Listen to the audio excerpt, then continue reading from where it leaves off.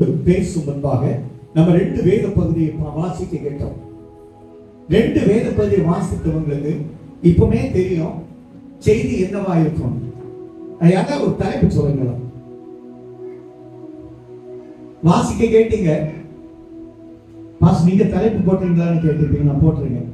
ஆனாலும் உங்களை வச்சு கேட்கணும்னு கர்த்தருடைய திட்டம். அதனாலதான் கேட்கிறேன். நீங்க இந்த வாசித்த வசனத்துல இருந்து ஒரு தலைப்பு கொடுத்தா என்ன தலைப்பு கொடுப்போம், எப்படிப்பட்ட தலைப்பா இருந்தா அது நமக்கு பிரயோஜனமா இருக்கும் அப்படின்னு சொன்ன யாராவது ஒரு தலைப்பு சொல்லுங்க. பேர் சொன்ன பேரில் நிறைய கேட்குது இல்லைன்னா அந்த தலைப்பு போடுப்பாங்க. அந்த தலைப்பு பாருங்க, நான் ஒரு தலைப்பு கொடுத்திருக்கேன். இந்த தலைப்பு அநேகருக்கு உகந்ததா இருக்கும், அநேகருக்கு அது பிரயோஜனமா இருக்கும். இந்த தலைப்பு படி கர்த்தர் உங்கள் வாழ்க்கையில அனுக்கிரகம் செய்வார். இந்த சத்தியம் முடிந்த அளவு யாருமே எழுப்பாம பாருங்க. உங்க மொபைல் போன் இருந்தா சைலண்ட் இவ்வளவுதான் கேட்கிறேன். ஏன்னா நேற்று வரை அனாதை முடங்கி போனவன், அந்த படத்தை பார்க்கிறீங்க, முடங்கி போனவன் இன்று முதல் ராஜகுமார். அது யார் என்றால் மேரி போசே. ஆமென், அல்லேலூயா. நாங்க எப்பொழுதுமே ராஜகுமாரனா இருக்கணும் யாரும் சொல்ல முடியாது, வாய்ப்பே இல்லை. நேற்று வரை அனாதையா இருந்தவன், 20 ஆண்டுகள் அனாதையா இருந்தவன், 20 ஆண்டுகள் முடங்கி போன வாழ்வு, இன்று முதல் ராஜகுமாரனாய் கர்த்தர் உங்களை அனுமதிக்கிறார். ஆமென், அல்லேலூயா. சத்தம் பின்னால கேக்குதா? ஓகே. ஏதாவது கூடுதல் இருந்தா எனக்கு இப்படி ஒரு கையை தூக்கி இப்படி நீங்க கீழே தாத்தீங்கன்னா நான் குறைச்சிடுவேன்னு சொல்லிடுவேன். கொஞ்சம் கூட்டங்களை இப்படி சொன்னீங்கன்னா நாங்க இங்க எங்க பக்கம் கூட்டினாலே உங்களுக்கு பின்னால் வந்துடும். சரியா? சரி, கர்த்தர் நம்மோடு பேசுவார். இதனால வாசித்த பகுதியை பார்ப்போம். வாசித்த பகுதியில வேத பகுதியை 9ஆம் அதிகாரம் 1 சாமுவேல் இருக்கிறது, 2 சாமுவேல் 9ஆம் அதிகாரம் முதல் வசனத்தை வாசிப்போம். இது ஒரு முக்கியமான பகுதி. இதுல ஒரு காரியம் இருக்கு. வாசிப்போம், வாசிங்க. யோனத்தானின் நிமித்தம். அது என்ன யோனத்தான் நிமித்தம்? ஒரு காரியம். யோனத்தானின் நிமித்தம் என்னால் தயவு பெறத்தக்கவன் எவனாவது சவுலின் வீட்டாரில் இன்னும் மீதியாய் இருக்கிறவன் உண்டா என்று தாவீது கேட்டான். அப்போ யோனத்தானின் நிமித்தமாக தயவு பெறக்கூடிய, அனுக்கிரகம் பெறக்கூடிய, ராஜாக்களிடத்திலிருந்து சகாயத்தை பெறக்கூடிய யாராவது அந்த யோனத்தானின் வீட்டாரிலே சொல்லியிருக்கலாம். ஆனா அங்க ஒரு அடைமொழியாக கேட்கிறார், சவுலின் வீட்டாரில். சவுலின் வீட்டாரில். இப்படி வாங்க. எங்க அம்மா முத்தம்மாள், அவங்க மகே இங்க பாஸ் அல்சர் இருக்காங்க, அவங்க பிள்ளைகள் நிறைய இருக்காங்க. அதே போல இப்படிதான் வருதான்னு கேட்டா இது உலகத்துல ஆவிக்குரிய தன்மையில சொல்லும் போது வேற லெவல்ல நான் சொல்லுவேன். அது வேற மாதிரியா இருக்கும். இது இப்படி இருக்கட்டும். 3ஆம் வசனத்தை வாசிப்போம். அப்பொழுது ராஜா தேவன் நிமித்தம். அப்போ அங்க யார் நிமித்தம்? யோனத்தான் நிமித்தம். இங்க வரத்துல தேவன் நிமித்தம் நான் சவுலின் குடும்பத்தாருக்கு தயை செய்யும்படி அவன் வீட்டாரில் யாராவது ஒருவர் இன்னும் மீதியாக இருக்கிறானா என்று கேட்டதற்கு சீபா ராஜாவை பார்த்து, இன்னும் யோனத்தானுக்கு 2 கால்களும் முடவுமான ஒரு குமாரன் இருக்கிறான். பல வேளைகளில் நம்முடைய வாழ்க்கையில முடங்கி போன வாழ்வு, நம்ம எதிர்பார்த்து நேற்று வரை நண்பர்களா இருந்திருப்பாங்க, நம்மகிட்ட எல்லாத்தையும் சுருட்டிக்கிட்டு இன்று நமக்கு எதிராளியா இருப்பாங்க. நம்முடைய உள்ளம் அப்படியே உடைந்து போகும். கடன் நம்மை அமுத்தும் போது முடங்கி போவோம். வியாதி நம்மை அமிழ்த்தும் போது நாம் முடங்கி போகிறோம். பரீட்சைக்கு வரோம், ஆவலாய் பரீட்சைக்கு வரோம். ஒரு சப்ஜெக்ட்ல ஒரு மார்க் நம்ம குறைச்சி நாம் தோல்வியை சந்தித்தால், அல்லது இப்ப கேட்டீங்க, நல்ல ஒரு சாட்சி கேட்டீங்க, அந்த மகன் சொன்னது போல ஒரு மதிப்பெண் குறைவா இருந்திருந்தால் எவ்வளவு பெரிய மன கஷ்டத்தை சந்தித்திருப்பார்கள் கேட்டாங்க தெரியும்.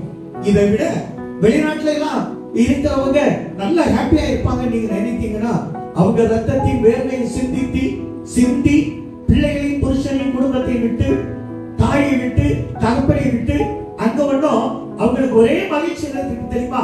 எங்க அப்பா என் குடும்பத்துக்கு நான் இவ்வளவு காசு அனுப்பி இருக்கேன். அந்த ஒரு மகிழ்ச்சி தான் அவங்களுக்கு இருக்கும். அங்க இருக்கிறவங்களுக்கு கேட்டீங்கன்னா தெரியும். ஃபாரின்ல இருக்கு நிறைய இருக்காங்க. அவங்க கேளுங்க, காய்ச்சல் வந்தா ஒருத்தர் வந்து பார்க்க மாட்டாங்க. இங்க இருக்கிற தாய்க்கும் தகப்பனுக்கும் என்னாச்சு போன்ல என்ன கேட்கலாம், அவ சுகாயிட்டா, இந்த பாடம் இந்த படப்படப்பு இங்கதான் தெரியுங்க.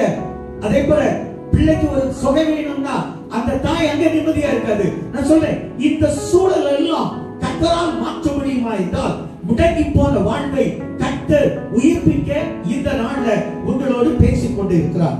ஆமென். அல்லேலூயா, அல்லேலூயா. நம்ம நம்புறவங்க பல வேளைகள் நம்ம குறைச்சல் கொடுப்பாங்க. நம்ம நம்புறவங்க பல வேளையில சொல்ல முடியாத வெளியே சொல்ல முடியாத குறைச்சல் கொடுப்பாங்க. அப்ப எல்லாம் நமக்கு இருக்கிற ஒரே சமூகம் தேவ சமூகமே. இங்க பாருங்க, இந்த பேபி போசேத் என்ற ஒருத்தர் இருக்கா அப்படின்னு சொன்னாங்க. 4வது வசனத்தை வாசிப்போம். 4வது வசனத்தை வாசிங்க. அவன் எங்கே இருக்கிறான் என்று கேட்டதற்கு ஷீபா ராஜாவை பார்த்து, இதோ அவன் லோத்தேபாரிலே அமேரி குமாரனாகிய மாகீரின் வீட்டில் இருக்கிறான் என்றார்கள். நல்ல புரிஞ்சுங்க. லோத்தேபார் என்றால் வறண்ட நிலம், அவமானப்பட்ட இடம், மேய்ச்சல் இல்லாத இடம், கட்டாந்தரை, துக்கம் நிறைந்த இடம், அவமானத்தில் பேர் போன இடம். அந்த இடத்துல இவன் இருக்கிறான். இவன் இருக்கிறது எங்க இருக்கணும் தெரியுமா? எருசலேம்ல இருக்கணும். ராஜாக்கள் இருக்கிற இடம் எருசலேம். எருசலேமில் இருக்கிறவன் வேற வழி இல்லாம அந்த இடத்துக்கு பேரை பாருங்க, வறண்ட இடம், துக்கம் நிறைந்த இடம், அவமானத்தால் நிறைந்த இடம், பாடு நிறைந்த இடம், கடன்பட்ட இடம், கஷ்டப்படுகிற இடத்துல அவன் தனித்து இருக்கிறான். ஆமென். அல்லேலூயா. அங்கே இருக்கிறான். சரி, இந்த மேரி போசேத் என்றால் அருவருப்புகள் நிறைந்தவன், அவமானத்துக்கு சொந்தக்காரன். அவனை பாத்தீங்கன்னா அதுல நிறைய இருக்கு. சவுலிக்க பிள்ளைகள பாருங்க, கஷ்டத்தை சந்தித்ததுல அவன் ஒருத்தன். மேரி போசேத் என்றால் அதுதாங்க அவமானத்துக்கு உரியவன், அவமானத்தை வெறுக்கிறவன். அவனுக்கு வாழ்க்கையில் எல்லாமே அவமானம் வந்து கொண்டே இருந்தது. அவனை நம்பினவர், அவன் யாரை நம்பினாரோ அவங்க எல்லாம் அவனை கைவிட்டார்கள். அதான் உண்மை. ஒரு வசனத்தை வாசிப்போம். 2 ராஜாக்கள். இவனுக்கு இந்த மேரி போசேத்துக்கு என்ன ஒரு பெயர் இருக்கு வாசிங்க. 2 சாமுவேல் 4:4 வாசிங்க. 2 சாமுவேல் 4:4. இந்த மேரி போசேத் என்றால் நான் சொன்னேன் வெட்கத்தை வாசிப்போம். சவுலின் குமாரன் யோனத்தானும்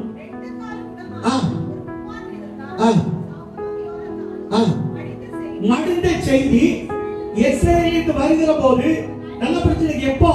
5 வயசுல இருந்து. எத்தனை வயசுல? 5 வயசுல. நம்ம எல்லாம் சொல்லுவோம், நான் சின்னதுல நான் வளர்ந்ததுல இருந்து நான் சந்தோஷத்தை அனுபவித்ததுல, வாலிபத்துல சந்தோஷத்தை அனுபவித்ததுல, திருமணம் ஆன பிறகு எந்த சந்தோஷத்தையும் நான் காணவில்லை என்று நீங்கள் நினைப்பீர்கள். ஆனால் இன்று கர்த்தர் சொல்கிற வார்த்தை, உங்கள் அவமானம் இன்றோடு முற்றுப்புள்ளி வைக்கப்படுகிறது. ஆமென். ஆமென் சொல்றவங்களா கரங்களை தட்டி கதம்படுவோம். உங்களுடைய பாடுகள் இன்றோடு முற்றுப்புள்ளி வைக்கிறது. விசுவாசிக்கிறவங்களா கரங்களை தட்டி கதம் பயன்படுத்துவோம். உங்களுடைய நிந்தை இன்றோடு முற்றுப்புள்ளி வைக்கிறது. கரங்களை தட்டி கதம் பயன்படுத்துவோம். நீங்கள் எல்லாரும் ராஜகுமாரனை போல இன்று முதல் கர்த்தர் உங்களை உயர்த்த போகிறார். விசுவாசிக்கிறவர்களெல்லாம் கரங்களை தட்டி கர்த்தரை பயன்படுத்துவோம். கர்த்தர் நம்மோடு இருக்கிறார். நல்லா புரிஞ்சுக்கங்க. இன்று முதல் உங்களை ராஜகுமாரனை போல கர்த்தர் நடத்த போகிறார் என்று விசுவாசிக்கிறவங்க எல்லாம் மீண்டும் ஒரு முறை நல்ல கரங்களை தட்டி தேவ நாமத்தை மகிமைப்படுத்துவோம். கர்த்தர் பூரணப்படத்தக்கவராக இருக்கிறார். ஆமென். உங்கள் விசுவாசத்தின்படி நிச்சயமா ஆகும் என்கிறேன். ஆமென். அல்லேலூயா. இந்த இடத்துல பாருங்க, 2 அதிகாரம் 34 வசனத்துல பாத்தீங்கன்னா இவனுக்கு என்ன ஒரு பெயர் கொடுக்கப்படுகிறது. இது எப்பொழுது கொடுக்கப்பட்டது என்றால், சவுலும் யோனத்தானும் பிறகாக இவன் கைவிடப்பட்ட சூழ்நிலையில் தங்கி இருக்கிற இடத்தில் அவனுக்கு என்ன ஒரு பெயர் கொடுக்கப்படுகிறது. அந்த பெயர் கொடுக்கப்பட்டாலும் அவன் அந்த பெயரை உச்சரிக்கவில்லை. வாசிங்க 1:8-34. யோனத்தானின் குமாரன் மேரிபால். என்னது? மேரிபால். மேரிபால் மீகாவை பெற்றான். நல்லா இருக்க. இங்க ஒரு மகன் இருக்கிறான், அவனுக்கு பேர் மீகா. இவனுக்கு 20 வயது தான். ராஜகுமாரன் பார்க்கிறார், ராஜா பார்க்கிறார். அப்ப இந்த 20 வயதுக்குள்ள அவனுடைய திருமணம் முடிக்கப்பட்டு ஒரு குமாரன் கொடுக்கப்படுகிறார். அது காரணம் இருக்கா? இருக்கு. ஆனா மனைவிக்கு பேர் இந்த ஒரு இடத்துல தான் நம்ம பார்க்க முடியும். மேரிபால் மீகாவை பெற்றான். மனைவிக்கு பேர் இல்ல, மகனுக்கு பேர் மட்டும்தான் இருக்கும். ஆனால் மேரிபால் என்றால் பாகால். இந்த பாருங்க எவ்வளவு அழகான ஒரு காரியம். பாகாலிடம் பரிந்து பேசுபவன், பாகாலிடம் பரிந்து பேசுபவன்.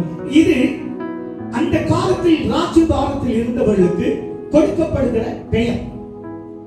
தானியேலுடைய அப்பா பேர் யாருக்கு தெரியும்?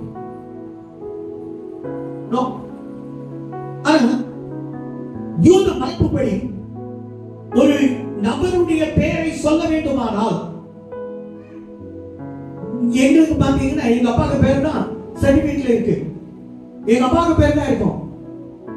இது எல்லாருக்கும் உரியது. ஆனா தானியேலுக்கு அப்பா பெயர் கொடுக்கப்படவில்லை, சேர்க்கப்படவில்லை. அது முற்றிலும் நீக்கப்பட்டது. அதுதான் உண்மை. ஏனென்றால் அவனுக்கு பெல்தேசாஸ்தார் என்ற பாகாலுடைய கடவுளுடைய பெயர் வைக்கப்பட்டதால் அந்த பெயர் அவனை அங்க கூப்பிடும் போது அங்க இருக்கிற கிழவி ராணி முதல் கொண்டு இப்படிதான் கூப்பிட்டா. ஆனால் தானியேல் ஒரு இடத்துல கூட என்னை பெல்தேசாஸ்தார் சொல்லவே இல்லை, அவன் தானியேல் என்றே சொல்லிக் கொண்டிருக்கிறான். ஆமென். இதே போல மேரிபால் என்றால் பாகாலிடம் பரிந்து பேசுபவன். ஏன்னா அவன் இருக்கிறது கானானுடைய தேசத்துல. அந்த பாகால் சுற்றி இருக்கு, விக்கிரகங்களுக்கு நடுவில் இருப்பதால் அவன் பாகாலிடம் பரிந்து பேசுபவன் என்ற பெயரை அவனுக்கு இட்டு வைத்தார்கள். நான் ஒன்னு சொல்றேன், இப்போ அவனுடைய சூழ்நிலை பாருங்க. 4 வயதுல, இந்த 5 வயதுல நம்ம இந்த 2 சாமுவேல் 4:4 வாசித்தபடி 2 கால்களும் முடமானவன். எப்படி? யுத்தத்தில் அமலேக்கியரோடு யுத்தம் பண்ணும் போது யோனத்தானும் சவுலும் அடித்து போகிறார்கள். பெலிஸ்தரோடு அவருக்கு சப்போர்ட்டா அந்த டைம்ல தாவீது யுத்தத்தில் போய் இருக்கிறார். தாவீதுடைய பொருட்கள் களவாடப்பட்டது. இந்த சமயத்தில் அவர் திரும்பி வரும்போது அமலேக்கியன் யுத்தத்துக்கு நிற்கிறார். பாருங்க, எல்லாமே ஒரு கிரிட்டிக்கல் பொசிஷன். இந்த சூழலில் தகப்பனை இழக்கிறார், தாத்தாவை இழக்கிறார், மொத்த குடும்பமும் இழக்கப்படுகிறது. சூழ்நிலை மாறுகிறது. சவுலுடைய பிள்ளைகள் எங்க போனாங்க, சிதறடிக்கப்பட்டாங்க தெரியல. ஆனா வேத வசனத்துல இருக்கு, அவங்க 4 பேர் கிபியோன்ல இருந்திருக்காங்க. மொத்த குடும்பமும் ஒரு சூழலில் குலைக்கப்படுகிறது. சில சூழ்நிலை நல்லா இருப்போம், பாருங்க நல்லா இருப்போம். ஆனா ஒரு சூழல்ல நம்முடைய சூழல் அப்படியே மாறி நல்லா போயிட்டு இருப்போம், திடீர்னு ஒரு கடன், நல்லா போயிட்டு இருப்போம், திடீர்னு ஒரு பஞ்சம், நல்லா போயிட்டு இருப்போம். இந்த அறிவிப்புகள் மத்தியில வாழ்ந்து கொண்டு இருக்கிறான் மேவிபோசேத். இந்த சூழலை, இதே சூழலைய யார் யாரெல்லாம் சந்திக்கிறீர்களோ உங்களை பார்த்துதான் கர்த்தர் சொல்கிறார், இன்று நீ மேவிபோசேத்தை போல இருக்கலாம், நீ நாளை இந்த தினத்தில் நேற்று வரை நீ அப்படி இருக்கலாம், இன்று ராஜகுமாரனை போல வாழ உனக்கு கிருபை கொடுக்கிற கர்த்தர். ஆமென். அல்லேலூயா, அல்லேலூயா. நல்ல இந்த வசனத்துல தொடர்ந்து வாசிப்போம். 2 சாமுவேல் எழுதின புத்தகம் 19 அதிகாரம் 19, 24, 25 வாசிப்போம். 19, 24, 25. சவுலின் குமாரனாகிய சவுலின் பேரனாகிய மேவிபோசேத்துக்கு ராஜாவுக்கு எதிர்கொண்டு வந்தார். ராஜா போன நாள் முதல் அவன் சமாதானத்தோட திரும்பி வருகிற நாள் மட்டும் அவன் கால்களை சுத்தம் பண்ணவில்லை, தன் தாடியை சவரம் பண்ணவில்லை, தன் வஸ்திரங்களை வெளுக்கவில்லை. ராஜா எருசலேமில் இருந்து தாவீது வருகிறார். ராஜா எதிர்கொண்டு வர அவனுக்கு போறதுக்கு ராஜா அவனை பார்த்து, மேவிபோசேத்தே நீ என்னோடு கூட வராமல் போனது என்ன? சில சூழ்நிலைகள் நாம் கர்த்தரோடு வராமல் போறதுக்கு சில சூழ்நிலைகள் பிசாசு அனுபவிப்பான். நான் சொல்றேன், நீங்க எந்த சூழ்நிலையிலும் தேவனோடு போக சம்மதம் வைத்துக் கொள்ளுங்கள். பிசாசானவர் உங்களை தடை பண்ணுவார். இங்க பாத்தீங்கன்னா அவன் முத்திர வசனத்தை அந்த 24ல ஒரு கிரிட்டிக்கல் பொசிஷனை பாருங்க, அவருடைய சூழ்நிலை பாருங்க. ஒண்ணு, தாடி யுத்தத்தில் அவனை தூக்கி கொண்டு அதை பாத்தீங்கன்னா இப்பவும் சரி அரசாங்கத்துல இந்த போன கவர்மெண்ட் மாறின உடனே, இந்த கவர்மெண்ட் வந்த உடனே அதிகாரிகள் எல்லாம் மாற்றப்படுவார்கள். விஜயகுமார் பிரதர் கேட்டா சரியா இருக்கும் அப்படிதான். ஏன் அவங்களுக்கு கேட்கவாரு எல்லா பழைய அதிகாரிகள் தூக்கிடுவாங்க.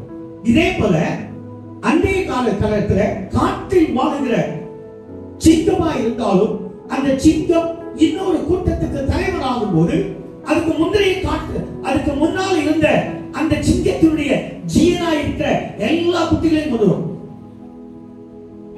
நீங்க சயின்டிபிக்கல் நேஷனல் ஜியோகிராபி இப்ப பாருங்க, இதான் உண்மை. இதே போல இங்கே ராஜாவாய் சவுலுக்கு பதிலாக நல்ல புரிஞ்சுடுங்க, 3 முறை ராஜா அபிஷேகம் பண்ணப்பட்டவன் தாவீது. 16 வயதுல, 30 வயதுல, 40 வயதுல. இது 40 வயதுல அவன் ராஜாவாய் அபிஷேகம் பண்ணப்பட்ட பிற்பாடு அவன் தேடுகிறான். தேடி வரும்போது சவரம் பண்ணப்படாமல், கால்களை சுத்தம் பண்ணாமல், தாடி சவரம் பண்ணல, வஸ்திரத்தை வெளுக்கல. என்ன கேட்டா அவன் குளிக்கவே இல்லைங்க, குளிப்பாட்ட ஆளே இல்லை. ஒரு ராஜகுமாரன் எப்படி அது யோசித்து பாருங்க. ராஜாவுடைய மகன். நான் சமீபத்துல 2 நாளைக்கு முன்னால ஒரு நடிகருடைய மகன் நல்ல ஒரு முடியாத சூழ்நிலையில கூட அவங்களுக்கு திருமணத்துக்கு பெண் தேடி சேர்த்து வைக்கிறார். ஆனால் அங்க ஆளு கூட நல்லா இருக்கிறான். ஆனா இவருடைய சூழ்நிலை பாருங்க. அற்பமாய் நினைக்கப்பட்டான், புறம் தள்ளப்பட்டான், புறக்கணிக்கப்பட்டான், அவனை கண்டுகொள்ள யாருமே இல்லை. இந்த சூழல்ல இதே போல இன்னொருத்தர் இருக்கிறார்.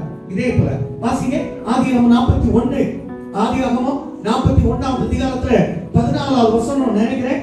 அது பெரும்பாலும் சரியா இருக்கும். அது பார்ப்போம். அந்த வசனத்துல பாருங்க, இதே போல ஒரு சூழல், இதே சூழ்நிலை அங்க ஒருத்தர் இருக்கிறார். அந்த சூழலை வாசிப்போம். யோசேப்பை அழைப்பித்தான், அவரை தீவிரமாய் காவல் கிடங்கில் இருந்து கொண்டு வந்தார். நல்லா புரிந்துடுங்க, இவன் காவல் கிடங்கு அல்ல, காவல் கிடங்காக்கப்பட்டவன், முடமாக்கப்பட்டவன், முடக்கப்பட்டவன். இந்த யோசேப்பு சகோதரரால் அவன் புறக்கணிக்கப்பட்டு அற்பமாய் நினைக்கப்பட்டு அவன் காவல் கிடங்கிலிருந்து அவனை கொண்டு வந்தார்கள். அவன் சவரம் பண்ணிக்கொண்டு வேத வஸ்திரம் தரித்து, அப்போ அதுவரை 13 ஆண்டுகள் சவரம் பண்ணல. யோசிச்சு பாருங்க, செய்த தப்பு என்ன? ஒண்ணு இல்லைங்க, அற்பமாய் நினைக்கப்பட்டான். இந்த அற்பமாய் நினைக்கப்படுவது போல ஒரு சாபம் ஒண்ணுமே இல்லைங்க. அலுவலகத்துல எனக்கு தெரிந்த ஒரு சகோதரி கடைசியில கடந்த ஒரு 2 மாதத்துக்கு முன்னால் ரிட்டர்ன். அவங்க சென்னையில இருந்தாங்க, செக்ரட்டரியேட்ல. அங்க இந்த சூப்பரண்டுக்கு இவங்க அசிஸ்டன்ட் சூப்பரண்ட். சூப்பரண்ட் எல்லாரும் போவாங்க, இந்த அம்மா கண்டுடவே மாட்டாங்க, இரிட்டேட் பண்ணிட்டே போவாங்க. அந்த அம்மாவுக்கு ஒரே வருத்தம், வேற செக்ஷன் கூட மாறிடலாம்னா அதுக்கு சம்மதிக்க மாட்டாங்க. ஒரு ஜெபிங்க, நான் தற்செயலா அந்த என் சிஸ்டரோட தங்கச்சி வீட்டுக்கு போனேன். நான் ஜோ பண்ணிட்டு அவங்க சொல்றதுக்கு முன்னால நான் சொன்னதுனாலதான் அவங்க என்ன ஜெபிங்கன்னு சொன்னாங்க. நான் ஜெபிச்சுட்டு சொன்னேன், போங்க நாளைக்கு வேற இருக்கு, போய் பாருங்க, கர்த்தர் அங்க மாற்றம் வைத்திருப்பார். அங்க போனாங்க. அந்த செக்ஷன்ல இருந்தவர் மாற்றப்பட்டு வேற ஒரு செக்ஷன் சேர்த்து கொடுக்கப்பட்டது. இப்படி இருக்கவே 3 நாளையில எலெக்ஷன் டிக்ளேர் பண்ணாங்க. அந்த செக்ஷனுக்கு போனவர் இந்த செக்ஷன் வர முடியல. இந்த அம்மா தான் இப்ப யாரு? சூப்பரண்டன்ட். இப்ப அப்பமா இந்த வேலை இவரு இருக்கிறார். சரி, எலெக்ஷன் முடிந்தது. அப்புறம் பாத்தீங்கன்னா இந்த அம்மாவுக்கு ப்ரமோஷன். இப்ப கூட சொல்லும், பாசனை ஜோ பண்ணீங்க, நீங்க சொன்னது கர்த்தர் அப்படியே வாழ்க்கையில செய்யணும். இதை விட கொடுமை என்ன தெரியுமா? ஒரு குழந்தை பாக்கியம் இல்லாத ஒரு மகள் படுகிற அவமானங்களும் அற்பமாய் நினைக்கப்படுவதும் முதல்ல யாராலனா மாமியாரால, இரண்டாவது குழந்தை கூட பிறந்த சகோதரனுடைய மனைவி மாறால, தங்கச்சி மாறால இல்ல, அந்த புருஷனுடைய தங்கச்சி மாறால எப்படி இரிட்டேட் பண்ணப்படுவாங்க தெரியுமா? நான் 100 சொல்ல முடியும். இந்த சூழலை யார் சந்தித்தாலும் இன்று கர்த்தர் உங்களுக்கு ஒரு பெரிய ஒரு பெரிய ஒரு மகுடத்தை கர்த்தர் உங்களுக்கு சேர்க்க போகிறார். மாற்றம் இல்லை. இதை நீங்க எழுதி வச்சுடுங்க. அடுத்த வருடத்துல இந்த செய்தி நாளைய தினத்துல எத்தனையோ பேர் யூடியூப்ல கேட்பாங்க. அவங்களுக்கு இது பலன் உள்ளதா இருக்கும். அதே போல எங்க ஒரு நான் கடந்த நாட்கள்ல ஒரு பாஸ்டரை சந்தித்தேன். அந்த போதகர் அவர் என்ன பார்த்து சொன்னார், அந்த சபை அந்த ஸ்தாபனத்துக்கு கிட்டத்தட்ட 400-500 சபைகள் இருக்கு. அவங்க அந்த சபையில உள்ள போதகர் அது பெரிய இந்த சபைக்கு 500க்கு அதிகமான குடும்பத்தார் இருக்காங்க. குடும்பத்தார் மட்டும் எத்தனை? 500க்கு அதிகமான. நான் சொல்றேன், அற்பமாய் நினைக்கப்படும் போதெல்லாம் கர்த்தர் இப்படிதான் உயர்த்துவாரான்னு கேட்டா அப்படிதான் உயர்த்த போகிறார். ஆமென். மத்தையில 2 சம்பவம் வெளியிருந்து ஒரு சம்பவம் ஊழியத்துல உள்ளவங்களுக்காகவே சொல்லப்படலாம் நினைக்கலாம், அல்லது வெளியே ஊழியக்காரங்க கேட்கலாம். எதுவானாலும் அது அப்படியே அப்படி நினைத்துக் கொள்வோம். நான் சொல்றேன், கர்த்தர் இந்த ஒரு மனுஷனை தெரிந்து கொண்டார். உங்களை தெரிந்து கொண்டதுதான் இந்த இடத்துக்கு கொண்டு வந்தார். நீங்கள் எருசலேமில் வாழ வேண்டியவர்கள், ஏன் லோபேத்தேர்ல இருக்கிறீர்கள்? இங்க பாருங்க, அந்த மனுஷன் சொல்றார், பாஸ்டர் இந்த காம்பவுண்டுக்குள்ள இதுல ஒரு வீடு, காம்பவுண்ட் கேட் திறந்தா என் வீட்டு வாசல் தான் உங்களுக்கு தெரியும், இந்த பக்கம் ஸ்கூல். ஆனா அந்த பெரிய பாஸ்டர் பார்க்க வரவங்க என்ன பார்த்துக்கிட்டு அப்படியே போவாங்க.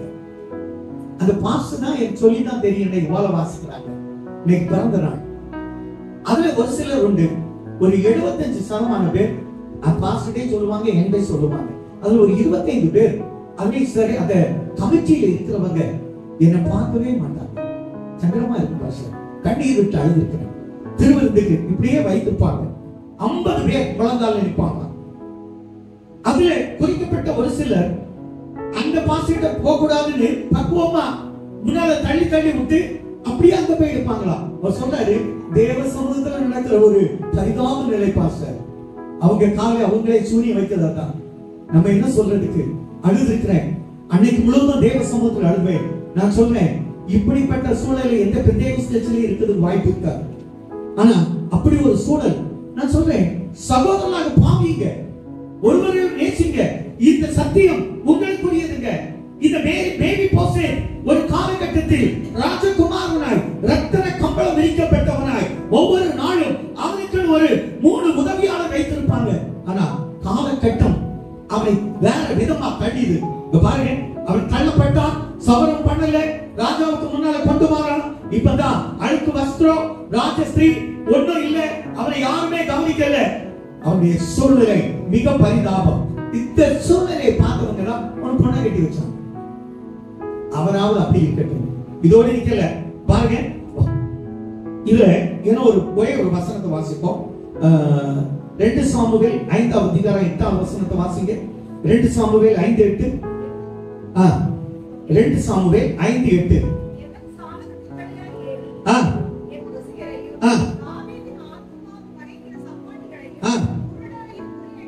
குருடரையும் முறியடிக்கிறானோ அவன் தாவீது கிட்ட குருடர்கள், சப்பானிகள், கைவிடப்பட்டவங்க அவன் பிடிக்காதுன்னு ஒரு முத்திரை குத்தி வைத்தாங்க. காரணம் என்னன்னா, இந்த சவுல் ஒரு காலகட்டத்துல சவுல் அவனை யுத்தம் பண்ண கிபியோனுக்கு வரும்போது அவங்க எல்லாம் கிபியோனர் விட்டுட்டாங்க.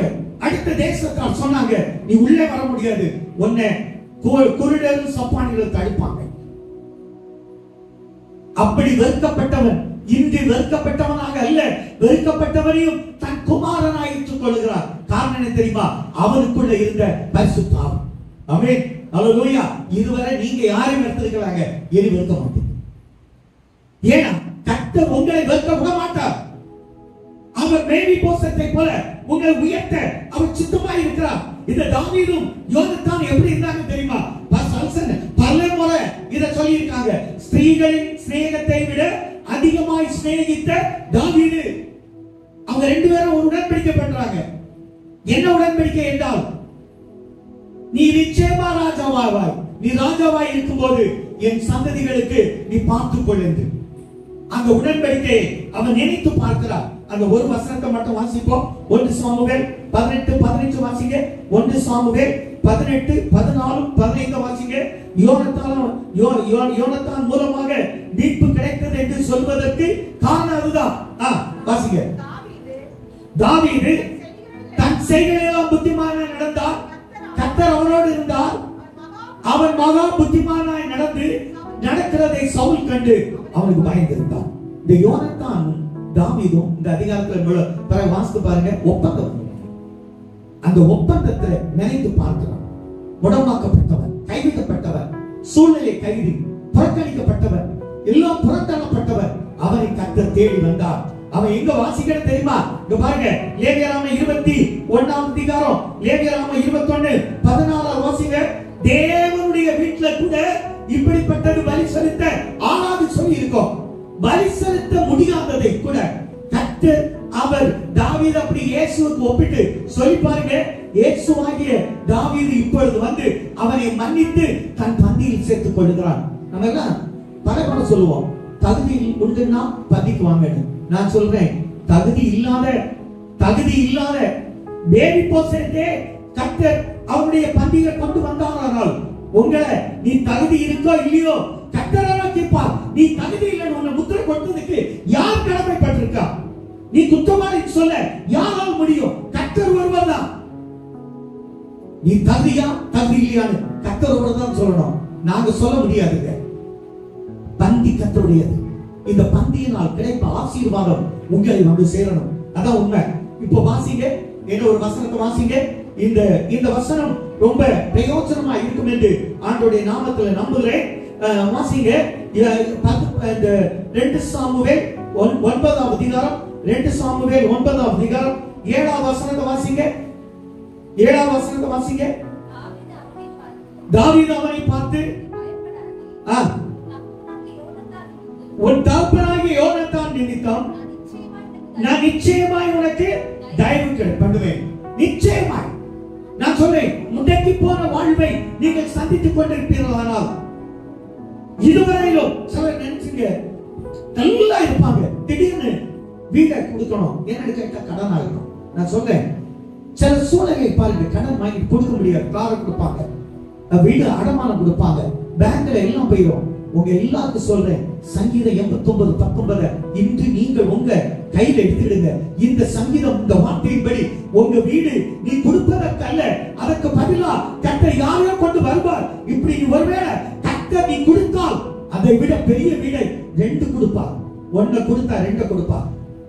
நீ ஒரு லேண்ட கொடுத்தா 2 லேண்ட் கொடுப்பார். நீ ஒரு சுவல்ல நீ விலைக்கு கொடுத்தா 2 சுவல் கொடுப்பார். வாசிங்க சங்கீதம் 89:19. அப்பொழுது நீருடைய பக்தனுக்கு தரிசனமாகி, பக்தர் யார் தெரியுமா?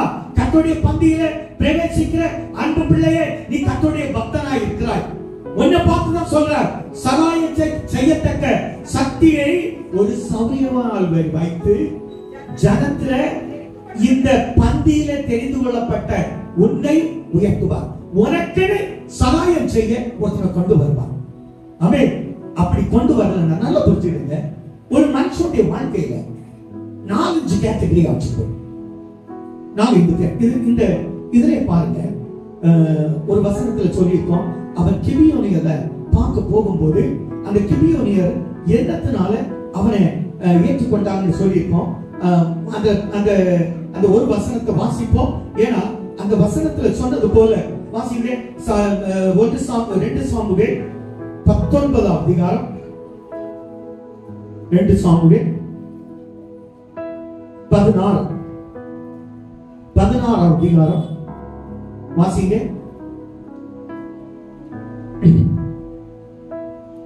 3 வசனத்தையும் 4 வசனத்தையும் வாசிங்க. அப்பொழுது ராஜா, உன் ஆண்டவரே குமாரன் எங்கே என்று கேட்டார்.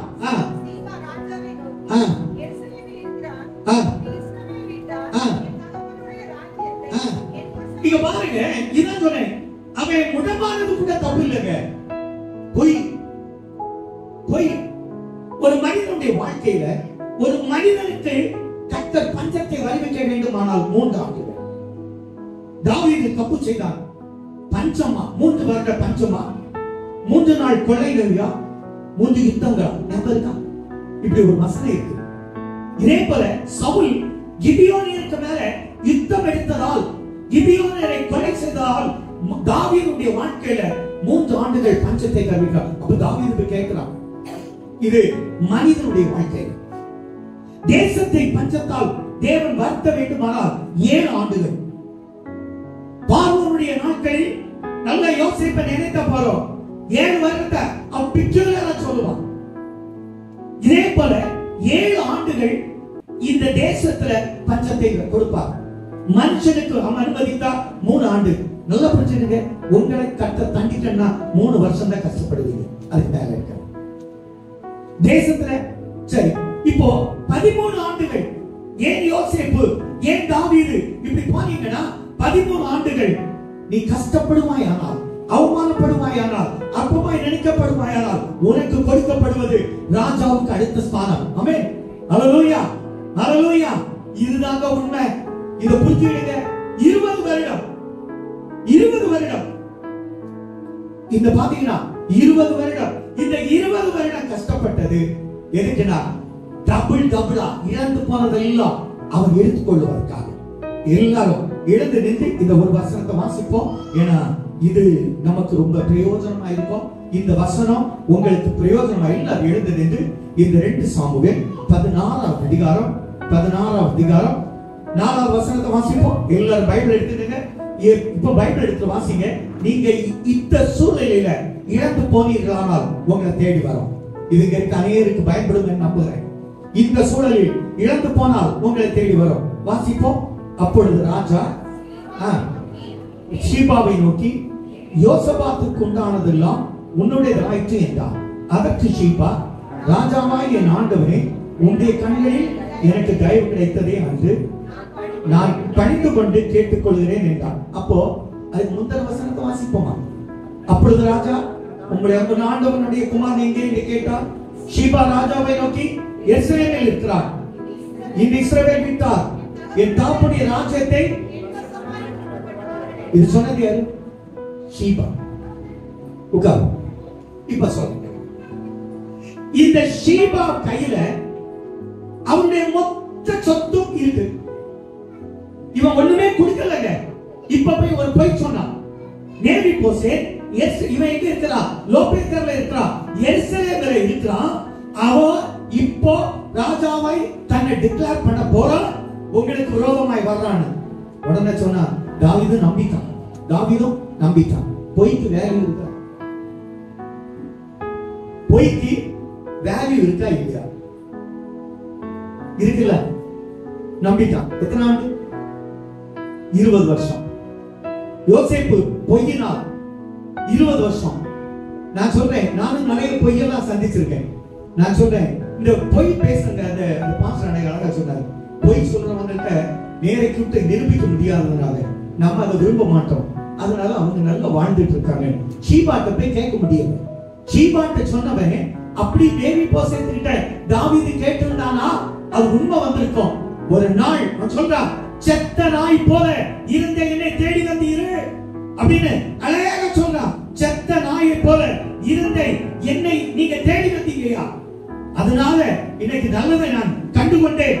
தேவி போசேத்தை போல நீ இக்கட்டான சூழ்நிலை இருப்பாயானால், செத்த நாயை போல வலதுபுறம் இடதுபுறம் திரும்ப முடியாமல் கடன் பாரம் உன்னை மூழ்கி கொண்டானால், நீ சம்பாதித்த லட்சங்களை என்னோட கொண்டு போனா வேணா 20 வருஷம் கர்த்தர் அனுமதிப்பார். இது சவுல் எலிசாவுடைய நாட்களில் சூரியன் யார தெரியும். தேசத்தில் பஞ்சம் உண்டானது எத்தனை வருஷம்? 7 வருடம். 7 வருடம் கழித்து பயப்படிய ராஜாவை தேடி வந்தான். ராஜாவை தேடி வந்தவா ராஜாட்ட கேட்டான். அவன் பாருங்க, ஒரு தனி அதிகாரியை கொடுத்து அவன் 7 வருஷத்து வருமானத்தையும் மொத்த சொத்தையும் மீட்டு கொடுத்தான். நீ கர்த்தருடைய சபையில நிறைய இருப்பது உண்மையானால், உன்னை விட்டு வஞ்சித்து போன உன் சொத்து சுகம் உன் காசு எல்லாம் உன்னை தேடி வரும். ஆமென். நிச்சயமா அதை விசுவாசிக்கிறவங்க கரங்களை தட்டி கர்த்தர் படுத்துவோம். அதான் உண்மை. எல்லாரும் கரங்களை தட்டி கர்த்தர் படுத்துவோம். நான் மீண்டும் ஒரு முறை சொல்றேன், என் மனவாட்டி சபையில நீ ஆணித்தரமாய் இருக்கிறது உண்மையானால், உன்னை விட்டு யார் காசு வந்திருந்தாலும் உன் சொத்தை எடுத்துக்கிட்டு உன்னை கொடுக்க மாட்டேன் அதை அனுபவித்து உன்னை புறந்தள்ளினாலும், பெரும்பாலும் நிறைய சகோதரர்கள் சகோதரிகள் தான் சொல்லுவாங்க. நான் சொல்றேன், அலுவலகத்தில் இருக்கிறவங்க எனக்கு தெரியும், என்ன அறிந்த ஒரு சகோதரர் கிட்டத்தட்ட 35 லட்சம் அது போகாது. 20 வருடத்துல உன்னை தேடி வரும், டபுளாய் வரும். ஆமென். ஒன்றை தேடி போகாது, ஒன்றை விட்டு போகாது. கர்த்தர் நல்லா இருக்கிறார். நீ கடைசில அவன் சொன்ன ஒரு அதிகாரம் தான் என் ரொம்ப ஆணித்தரமா வாசிங்க. 1 சாமுவேல் 9ஆம் அதிகாரம் 11 12 வாசிங்க. 11 12 வாசிங்க. 2 சாமுவேல் 9 11 12 வாசிங்க. வாசிங்க. ஷீபா ராஜாவை நோக்கி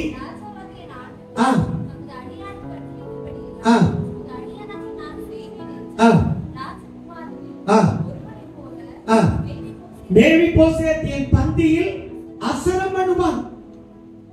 13ஆம் வசனம்.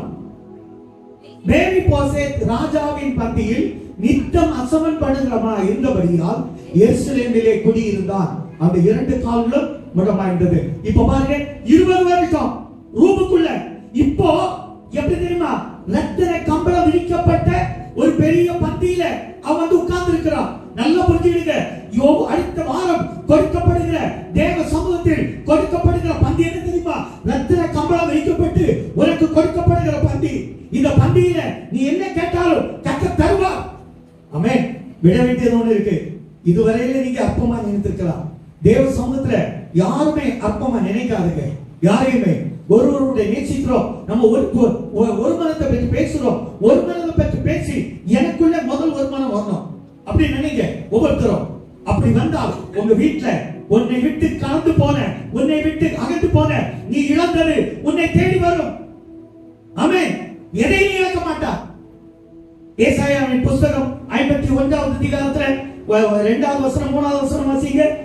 அந்த பந்தியில இருக்கிறதுனால் உனக்கு என்ன கிடைக்க போகிறது அப்படின்னு சொன்னா, ஒரு சரீரம் அப்பம் கொடுக்கப்படுகிறது. கர்த்தருடைய இந்த அப்பம் கொடுக்கப்படுகிறது. உங்க மாம்சத்தில் இருக்கிற நோய்கள் அற்று போக நீ பலப்படும்படி கர்த்தர் உனக்கு அப்பத்தை கொடுக்கிறார், ரசத்தை கொடுக்கிறது. உனக்கு புது ரத்தம் பாய்ச்சப்படுகிறது. ஒவ்வொரு மாசமும் டயாலிசிஸ் நடக்கிறது. மறந்துடாதீங்க. இன்னைக்கு நேற்றைய தினத்துல கூட அருமையா பாஸ்டர் என் காரியத்தை சொன்னார், டயாலிசிஸ் பண்ணிட்டு இருக்காங்கன்னு. எனக்கு என்ன அறிவுல இந்த நாகர்கோயில்ல கிட்டத்தட்ட 7 பேர் டயாலிசிஸ் பண்றாங்க. நான் சொல்றேன், கர்த்தர் உங்களுக்கு ஒவ்வொரு மாசமும் டயாலிசிஸ் பண்ணி உனக்கு புது ரத்தம் பாய்ச்சணும்னா கட்டாயம் பந்தியில பக்கணும். ஆமென். கரகத்தை கட்டப்படுத்துவோம். இதாங்க உண்மை. உன் வருமானம் உன்னை விட்டு போகாமல் இருக்கும். அந்த 13ஆவது வசனம், அந்த 3ஆவது வசனத்தை வாசிங்க. 51:3.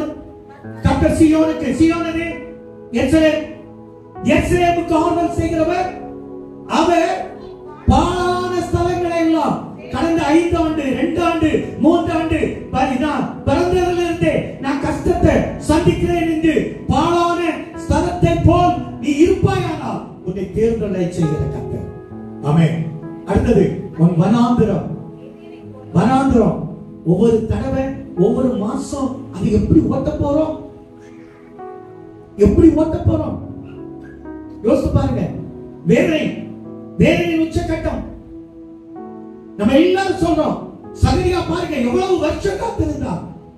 ஆனா கடைசி வேளையில கர்த்தர் அவனை திருப்திப்படுத்தி அனுப்பினாரே, அதே போல கர்த்தர் திருப்திப்படுத்த வல்லவராய் இருக்கிறார். நீ தேவ சமூகத்துல ஒவ்வொரு மாசமும் பந்தியில நீ பிரவேசித்து நான் இன்னும் கிடையேன்னு சொன்ன கர்த்தர் இன்னைக்கு சொல்கிறார், உன்னை ஏதனை போல மாற்ற போகிறார். அவாந்திர வழி கர்த்தரின் தோட்டத்தை போல மாறும். நிச்சயமா சொல்றேன். அடுத்த இந்த 7வது மாசம் என்றால் 7 என்றால் பரிபூர்ணம். ஆண்டவர் இந்த மாதத்துல உங்களுக்கு சம்பூர்ண மழையை பொழிய பண்ண கர்த்தர் நல்லவராய் இருக்கிறார். இந்த 4 நாள் இருக்குங்க, இன்னும் 3 நாள் இருக்குங்க. 3 நாள் போதுங்க, கர்த்தர் சம்பூர்ண மழையை பொழிய பண்ண போகிறார். விசுவாசிங்க. உங்க தோட்டம், உங்க வீடு எல்லாம் சந்தோஷமும் மகிழ்ச்சியும் கீத சத்தமும் அதில் உண்டாயிருக்கும். நான் சொல்றேன், மேவிபோசேத் சீபாவை போல பொய்யினால் எதெல்லாம் இழந்தீங்களோ அபகரிக்கணும் திட்டப்படி பொய் சாட்சி சொன்னாரோ. நான் காலையில ஒரு சைலேந்திர பாபு பழைய டிஜிபி ஒரு தகவல் கொடுத்தார். நம்ம ரூபத்தை போல எனக்கு முகத்தை போல காசு பறிக்கிறவன் என் முகத்தை ஒரிஜினலா கொண்டு என் மகளுக்கு செல்லுக்கு போன் பண்ணி உங்க அப்பா இப்ப காசு போட சொன்னாருன்னு சொல்லுவாங்க. நீங்க உடனே செய்ய வேண்டியது சரின்னு சொல்லிட்டு உங்க மகளுக்கு போன் நம்பர் இருக்கும், உங்க அப்பாவுக்கு போன் நம்பர் இருக்கும், உங்க அண்ணனுக்கு போன் நம்பர் இருக்கும், மாமா போன் நம்பர் இருக்கும். கூப்பிட்டு என்ன செய்யுங்க சொன்னீங்களான்னு கேட்டுக்கிட்டு அதுக்கு முறை செய்யுங்க. இது வீடியோ அப்படியே வருமா பாருங்க. கால் மாறி போச்சு, பொய் பித்தலாட்டம் கூடி போச்சு. நான் சொன்னேன், இதுவரையிலும் நீ தேவ சமூகத்துல காத்திருக்கிறது உண்மையானால், நீ நீ எதை இழந்தாயோ அதை இரட்டிப்பாய் உனக்கு கொடுக்க கர்த்தர் நல்லவராய் இருக்கிறார். ஷீபா இழந்தான், கடைசில ஷீபாட்ட எல்லாம் கொடுக்க சொன்னான். தாவீது சொல்லுகிறார், அவன் கையில எல்லாம் கொடு. உண்மை புறப்பட்ட போது அவன் சொல்றான், என் வேலைக்காரன், ஐயா வேலைக்காரன் போய் சொல்லிட்டான், அவன் அபத்தம் பேசுறான், அவன் இப்படி சொல்லிட்டான், என்கிட்ட சொன்னா அங்க போகாத, உன்னை கொன்னுடுவான்னு உங்ககிட்ட சொல்லிருக்கான், நான் ராஜாவாயிட்டேன். நல்லா புரிஞ்சுடுங்க, இந்த டபுள் கேம் ஆடுறவங்க நடுவுல குழப்புவாங்க. நீங்க கர்த்தரை நோக்கி பாருங்க. ஆமென். உண்மை ஒரு நாள் வெளியே வரும். வெளியே வரும்போது 3 மடங்காய் உங்களை தேடி வரும். பெற்றுக்கொள்வீங்க. ஒன்று உங்களை விட்டு போகாது. ஒன்னுக்கு கொடுக்க மாட்டீங்க. உங்களுக்கு சகாயம் செய்யத்தக்க சௌரியமான கர்த்தர் கொடுப்பார். மேவி போசத்தை போல, ஆண்டவரே நான் அனாதையா இருக்கிறேன் நினைக்கிறீயா? இல்ல, உனக்கு நல்ல தகப்பனாக இயேசு இருக்கிறார், நல்ல தாயாக இயேசு இருக்கிறார், நல்ல தந்தையாக அவர் வருவார். உன்னுடைய இக்கட்ல இருப்பார். உன்னுடைய முடமாய் போச்சு, முடக்கி போட்டாங்க, பொய்யினால என்னை கட்டி போட்டுட்டாங்க என்று நீ பரிதபிக்கிறாய் என்றால் கர்த்தர் சொல்கிறார், இன்று நீ அவனை ராஜகுமாரனை போல என் பந்தியில நித்தமும் மகிழ்ச்சியாய் இருப்ப. உன் வீட்டுல சந்தோஷமும் மகிழ்ச்சியும் பொங்கும், சமாதானம் தங்கும். எல்லாரும் எழுந்திருப்போம், ஆண்டவரை நினைத்து பார்ப்போம். ஆண்டவரே ஒரு நிமிஷம் அப்படியே கண்களை மூடி கொஞ்சம் நினைத்து பாருங்க. ஆண்டவரே நான் அவமானப்பட்ட பகுதி எது, என்னை அவமானப்படுத்தின பகுதி எது அப்படி நினைத்து பாருங்க. கர்த்தர் நல்லவர் அல்லவா? ஆண்டவரே நான் தேவ சமூகத்துல வருகிறேனா? ஆண்டவரே யாரையாவது அப்பமா நினைத்தால் இந்தியனை மன்னிக்கிற கர்த்தர். அடுத்த வாரம் பந்தி எங்களுக்கு ஒரு பெரிய அறுவடையா இருக்கணும். நான் இழந்து போனதை வரணும். ஆண்டவரே இதுவரையிலும் அப்பமாய் நினைக்கப்பட்டதை நான் மீட்டுக் கொள்ளணும். தேவ சமூகம் நம்பிவாங்க, நம்பிவாங்க. இயேசு உங்களை தான் நடக்கிறார். ஒரு வாரம் கூட விடாதீங்க, ஒரு ஞாயிற்றுக்கிழமை விடாதீங்க. கர்த்தர் உங்கள் பக்கபலமாக இருக்கிறார். 2 போதகர்கள் தினமும் ஜெபிக்கிறாங்க. வந்து பாருங்க, 10 மணியிலிருந்து 1 மணி 2 மணி வரை ஜெபிக்கிறோமே எங்கள் ஆத்துமாக்களுக்காக. கர்த்தர் உங்களை அழைக்கிறார். நம்பி வா, நம்பி வா, இயேசு உன்னை அழைக்கிறார். நம்பி வா, நம்பி வா, இயேசு உன்னை அழைக்கிறார். நம்பிக்கையோடு அரசாங்கத்தில் பணி செய்த மகள், அற்பமாய் நினைக்கப்பட்ட மகள் உயர்த்தப்பட்டாள். அற்பமாய் நினைக்கப்பட்ட யோசேப்பு உயர்த்தப்பட்டானே, அற்பமாய் நினைக்கப்பட்ட யோசேப்பு உயர்த்தப்பட்டானே, அற்பமாய் நினைக்கப்பட்ட தாவீது உயர்த்தப்பட்டான். நீங்கள் உயர்த்தப்படுவீங்க. அந்த போதகர் சொன்னது போல இப்ப பாருங்க, சுதந்திரமாய் அவர் அந்த சபைக்கு தலைவராக இருக்கிறார். அதே போல கர்த்தர் உங்களை ஒரு தலைமைத்துவத்தை வைக்க விரும்புகிறார். உங்களை சிறுமைப்படுத்த அல்ல, உங்களுடைய கண்ணீரை எடுத்து போட வந்திருக்கிறார். அந்த தேவனுக்கு வாங்க, கர்த்தர் உங்களை அழைக்கிறார். எங்கள் நல்ல தகப்பனே, நாங்க இந்த உங்களுடைய சமூகத்தை தேடி வந்தோம். மேவி போசத்தை போல முடங்கி போற வாழ்வு, எல்லாவற்றையும் பொய்யினால அபகரிச்சுட்டாங்கப்பா. கடன் என்னால தலை நிமிர்ந்து நிக்க முடியல. என் சொத்தை வித்து ராமா நினைச்சு இருக்கிறேன். நீ சொல்லி இருக்கிறீங்க, உனக்கு சகாயம் செய்யத்தக்க சௌரியமான அனுப்புவேன். நீ 1 இழந்தால் உனக்கு 2 கொடுப்பேன். 1 உன்னை விட்டு போக. ஆண்டவரே நல்ல கர்த்தர். ஆண்டவரே லட்சங்களை இழந்தோம், நாங்கள் கோடிகளை பெற்றுக் கொள்ள போகிறோம். ஆண்டவர் ஒரு ஆத்துமா நாங்கள் இழந்தால் 10 ஆத்துமாவை நாங்கள் பெற்றுக் கொள்ள போகிறோம். கர்த்தர் எப்படி எங்களுக்கு ஒரு பெரிய அறுவடை வைத்திருக்கீங்கப்பா. மகிழ்ச்சியும் சந்தோஷமும் நிறைந்திருக்க ஆண்டவரே, கர்த்தருடைய பந்தியிலே நித்தம் அசனம் பண்ணும்போது, ஒவ்வொரு மாசமும் கர்த்தருடைய பந்தியிலே இருக்கும்போது எங்க வீடு நிரம்பி இருக்கும் சந்தோஷத்தால், எங்க வீடு நிரம்பி இருக்கும் மகிழ்ச்சியால், எங்க வீடு நிரம்பி இருக்கும் வருமானத்தினால, எங்க வீடு நிரம்பி இருக்கும் சுகத்தினால. அந்த மகிழ்ச்சியை பெற்று அனுபவிக்க நாங்கள் வந்திருக்கிறோம். எங்களை ஏற்றுக்கொண்டதுக்காக ஸ்தோத்திரம். ஆண்டவரே, ராஜகுமாரனாக ராஜகுமாரத்தியாக நாங்கள் வர வர ஆண்டவருக்கு கிருபை தர வேண்டும். உங்க திருப்பாதம் எடுத்து கேட்கிறோம் நல்ல பிதாவே.